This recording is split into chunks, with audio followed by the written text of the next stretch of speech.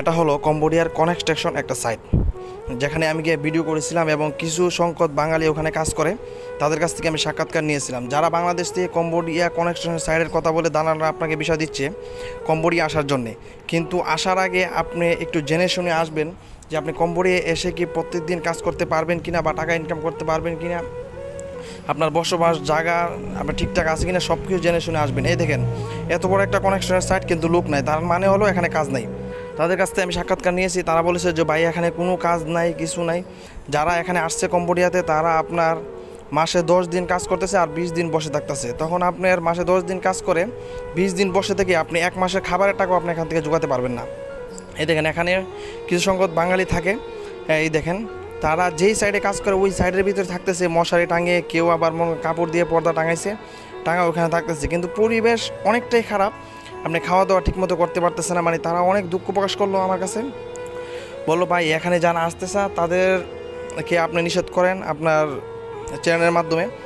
হ্যাঁ, আমি এই জন্যই ভিডিওটা করলাম, যারা কম্বোডিয়া আসতে চান 4 লাখ 5 লাখ টাকা খরচ করে আপনি কম্বোডিয়াতে আসবেন, দালালে আপনাকে বলবে যে এটা ইউরোপ কান্ট্রির মতো একটা দেশ, এখানে ডলার চলে। অধিকাংশ লোক কিন্তু আপনি বেশিরভাগ লোক কিন্তু আপনার ডলারের আপনার মনে করেন যে লোভে পড়ে কম্বোডিয়াতে আসলে কিন্তু ডলার বলতে কিছুই নাই। এই কম্বোডিয়াটা হলো বাংলাদেশ থেকেও অনেক গরিব। তাহলে আমার দেশ থেকে যে দেশটা অনেকটা গরিব হবে, তাহলে আমরা কেন ওই দেশে কাজ করতে যাব? এটা হলো প্রশ্ন। কারণ এই দালালরা আপনাকে বিভিন্ন এজেন্টে আপনাকে বোঝাইছে যে কম্পিউটারের কাজ আছে, তারপরে আপনার মনে করেন যে কনস্ট্রাকশন সাইডে কাজ আছে, বিভিন্ন শপিং মলে কাজ আছে।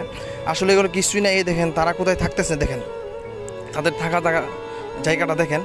হ্যাঁ, এত নোংরা পরিবেশ, তারা যেখানে থাকে ওইখানেই প্রস্রাব করে, পায়খানা করে। একটা বাথরুম বা আপনার মনে করেন যে প্রস্রাব করার একটা জায়গা পর্যন্ত নাই ওখানে। হ্যাঁ, এই দেখেন এটা হলো প্রস্রাব করার জায়গা, এখানে তারা প্রস্রাব করতেছে এবং প্রস্রাবের দুর্গন্ধ আমার একদম দম বন্ধ হয়ে আসতেছিল ওখানে যে সময় আমি যাই। কিন্তু তাদেরকে আমি বললাম, তারা অনেক দুঃখ প্রকাশ করলো যে ভাই কম্বোডিয়াতে এসে খুব বিপদে আছি।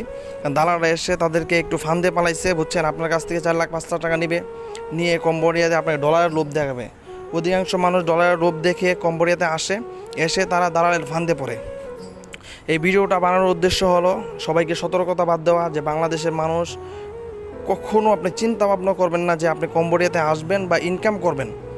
কম্বোডিয়াতে আসতে পারবেন আপনি থাইল্যান্ড, কম্বোডিয়া, ভিয়েতনাম শুধু ট্যুর দেওয়ার জন্য, মানে ঘুরে দেখার জন্য এইসব দেশগুলো আপনি আসতে পারবেন, কিন্তু কাজের জন্য কেউ আসবেন না। যদি আসেন তাহলে দালালের ফাঁদে পড়বেন, আর ওই ফাঁদে পড়ে আপনারা মনে করেন যে লক্ষ লক্ষ টাকা লস খাবেন। আর বিদেশ যারা আসে আপনার 90% লোক আপনার মনে করেন যে লিনদারি থাকে, তারা টাকা ধার নিয়ে আসে। এই দেখেন এটাও একটা থাকার জায়গা, ছোটো একটা ঘর বানিয়েছে কাঠকুট দিয়ে। এই যে পরিবেশটা দেখেন অনেক খারাপ।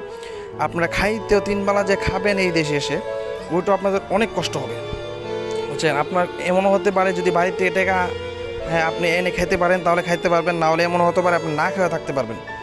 আপনি না খাওয়া থেকে টাকা লাগে, কারণ ওখানে আপনি কোনো কাজ নাই, কিছুই নাই। তাহলে আপনি কোন হিসাব করে আসবেন?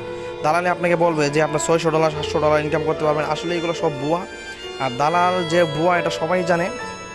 যারা এই ভিডিওটা দেখতেছেন আপনারা অবশ্যই ভিডিওটা শেয়ার করে আপনি সবার কাছে ছড়িয়ে দিবেন, যেন মানুষ সতর্কতা হতে পারে যে কম্বোডিয়াতে যেন কেউ না আসে। এই সতর্কবার্তা এই ভিডিওটা সবাই শেয়ার করবেন, শেয়ার করে সবার কাছে পৌঁছে দেবেন, যেন সবাই সতর্ক হতে পারে। আর বিভিন্ন এজেন্ট ভাইদেরকে বলতেছি, আপনারা অযথা মানুষের টাকা নিয়ে তাদেরকে বিপদে ফেলায়